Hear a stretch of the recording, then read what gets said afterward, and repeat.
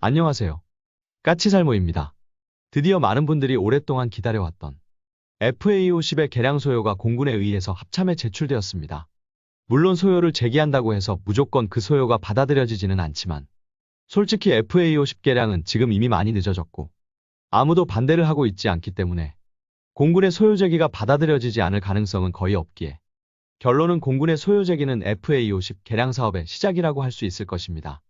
그럼 우리의 FA50 개량이 왜 이리 늦어진 걸까요? 당장 제가 왜 FA50 개량 사업이 늦었다고 이야기하는지 이유를 모를 분들을 위해서 설명을 하자면요. 현재 우리나라에는 FA50 계열기가 몇 가지가 있죠.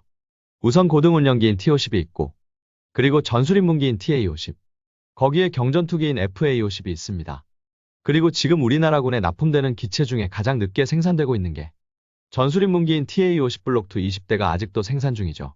참고로 TA-50 블록 2는 FA-50에서 데이터링크인 링크 16만 빠진 기체로 단순하게 범용폭탄이나 기관포 발사 정도만을 훈련할 수 있는 TA-50 블록 1에 비해서 훨씬 다양한 무장을 운용할 수 있는 기체입니다.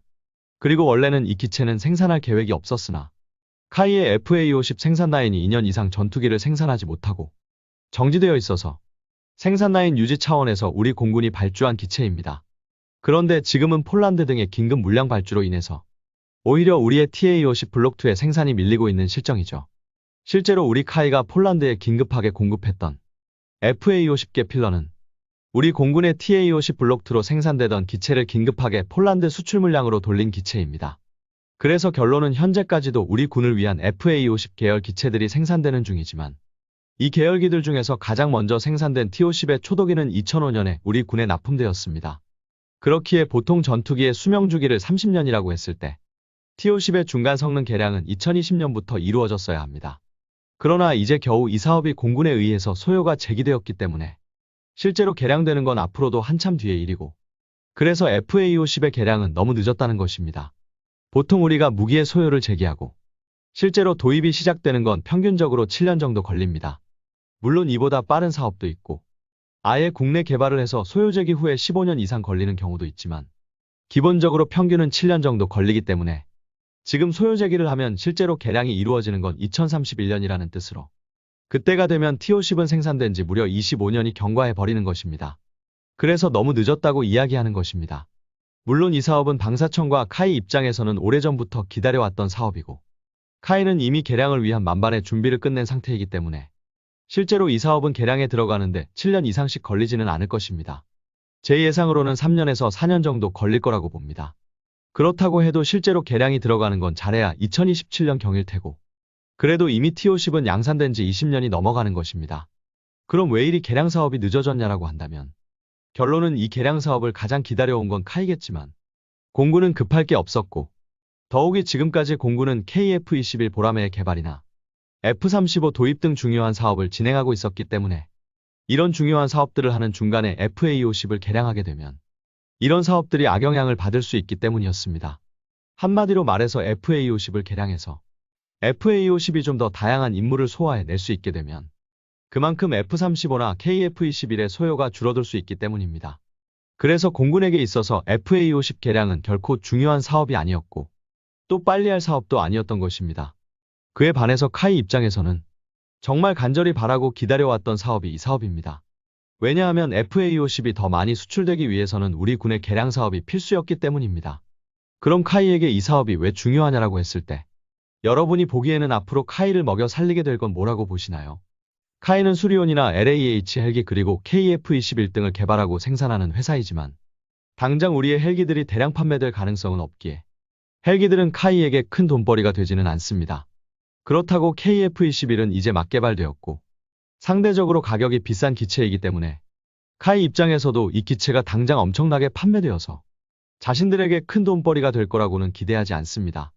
그에 반해서 비록 KF-21이 개발되었다고 해도 카이는 자신들의 주력 상품으로 바로 FA-50을 생각하고 있다는 것입니다. 실제로 지금 FA-50은 여러 가지 수출 이야기가 나오고 있습니다. 당장 미군의 훈련기 사업만 해도 미 해군의 훈련기 사업과 미 공군의 전술입문기 사업이 있습니다. 분명 작년까지만 해도 우리 카이와 미국의 로키드 마틴은 이 두 사업 중에 하나만을 선택해서 집중한다고 했고 그래서 공군의 전술입문기 사업을 포기한다고 했습니다. 그런데 여러분도 잘 알겠지만 미국의 보잉이 개발하고 있는 T-7A는 지금 계속 개발이 지연되면서 갈수록 비용이 증가하는 건 물론 결론은 결함을 완벽하게 해결할 수 없는 상태라는 것입니다. 특히 문제가 되는 건 윙락 현상인데요. 그리고 최근에는 또 사출자석 문제까지 발생하고 있습니다. 우선 윙락 현상부터 이야기하면 윙락 현상이라는 건 전투기가 높은 각도로 급상승을 할 때 특정 각도 이상이 넘어가면 전투기가 실속을 하고 안정을 잃고 요동치는 걸 말합니다. 물론 윙락이라는 건 모든 전투기에 다 발생하는 것이지만 문제는 몇 도의 각도에서 윙락이 발생하느냐입니다. 보통의 전투기들은 30도 각도 정도에서 윙락 현상이 발생을 하고 우리의 FA-50은 이미 35도 각도까지 안정성을 증명한 것으로 알려져 있습니다. 그런데 T-7은 25도에서 26도 사이에서 윙락이 발생하고 있고 보잉은 이 문제를 고친다고 하고 있지만 과연 T-7이 다른 전투기 이상의 각도에서도 급상승을 할 수 있게 보잉이 고칠지는 부정적인 의견이 더 많습니다. 뭐 그래도 상대적으로 급격한 기동을 하지 않는 고등운영기로는 T-7을 그럭저럭 쓸 수 있다고 해도 훨씬 고기동이 필요한 해군 훈련기나 전술임 문기로 T-7을 사용할 수 있냐는 질문에는 당연히 의문이 생길 수밖에는 없습니다. 그래서 현재 미 해군은 아무리 보잉이 개선한다고 이야기하고 있어도 T-7의 기체 안정성을 믿을 수 없다는 것입니다. 결론은 이런 문제가 발생하게 된 건 보잉이 T-7을 저렴하게 개발하기 위해서 시뮬레이션에 너무 많이 의존했기 때문입니다. 시뮬레이션에만 너무 많이 의존하고 충분한 비행 테스트를 하지 않은 결과 이런 문제가 발생을 한 것입니다. 그에 반해서 우리나라는 미국만큼의 비행 시뮬레이션 능력이 없고 그래서 FA-50이나 KF-21을 개발할 때 충분한 비행 테스트를 하고 있기 때문에 우리에게 이런 문제가 생길 가능성은 거의 없죠. 거기다가 T-7은 기체의 대부분이 복합재로 만들어져 있고 우리의 FA-50은 기체의 대부분이 알루미늄 합금으로 만들어져 있어서 기체의 강도면에서도 우리의 기체가 더 유리합니다. 더욱더 최근에는 또 다른 문제가 생기고 있는데요. 그건 바로 사출자석 문제입니다. 과거 우리나라의 F5 전투기가 추락했을 때 사출자석이 문제가 있어서 지금 F5는 다른 건 다 그대로지만 사출자석만은 교체했습니다. 그래서 사출자석만은 최신형이죠. 그런데 우리 F5에 탑재된 사출자석이 어느 회사 제품인지 아시나요? 바로 영국의 마틴 베이커 사제 제품입니다. 그리고 우리가 아르헨티나에 FA-50을 수출하려다가 못한 이유도 과거 포클랜드 전쟁으로 인해서 영국은 아르헨티나에 대한 무기 수출을 금지하고 있는데 영국의 마틴 베이커 사제 사출 좌석을 우리 FA-50에 사용하고 있어서 영국이 아르헨티나 수출에 대해서 자신들의 사출 좌석 공급을 금지하면서 판매하지 못했습니다. 그리고 그 당시 많은 분들이 저에게 그럼 우리가 사출 좌석을 개발하면 안 되냐고 이야기했습니다. 그러나 저는 현실적으로 힘들다고 이야기했죠. 현재 서방권 국가의 모든 전투기의 사출 좌석은 영국의 마틴 베이커 사제 제품이고 마틴 베이커사보다 신뢰성이 높은 사출 좌석을 개발하는 건 현실적으로 불가능하다는 이유였습니다. 그런데 그때 당시 제가 했던 이런 이야기를 증명할 사건이 미국 보잉의 T-7에서 일어났습니다. 미국 보잉의 T-7은 결론은 주로 비용을 아끼기 위해서 사출 좌석을 영국의 마틴 베이커사 제품이 아닌 미국의 칼리즈 에어라스페이스 사제 제품을 사용했습니다. 그런데 이 사출 좌석이 현재 문제를 일으키고 있다고 합니다.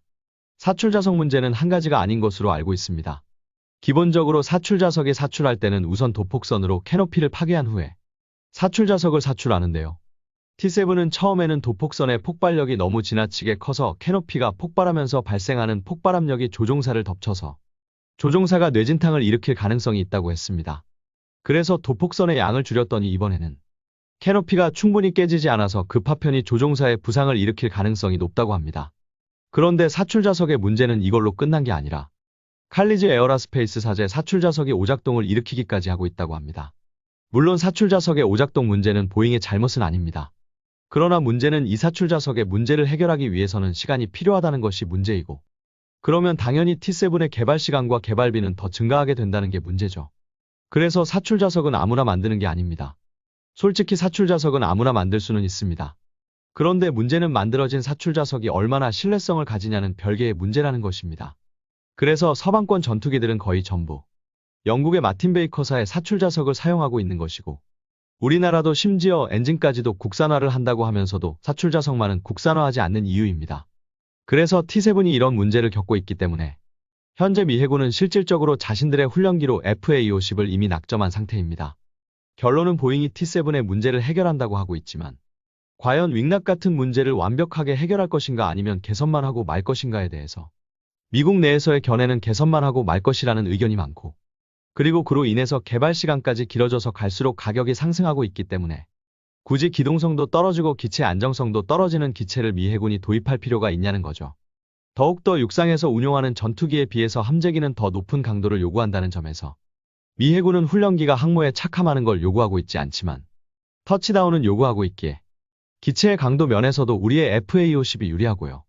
물론 우리의 FA-50 말고도 이탈리아의 M346도 후보에 있지만 우선 M346은 그 기본이 되는 기체가 러시아의 훈련기인 야크 130입니다. 더욱더 비슷한 기체를 중국에서도 운용하고 있고요. 그래서 미국에서는 그것에 대한 거부감이 많은 것으로 알고 더욱이 기체 성능으로도 미 해군이나 공군이 원하는 성능을 충족하지 못합니다. 그래서 우리 FA-50이 선정될 가능성이 높고 특히 미 해군의 훈련기 사업은 이미 보잉에서도 거의 포기한 상태라고 합니다.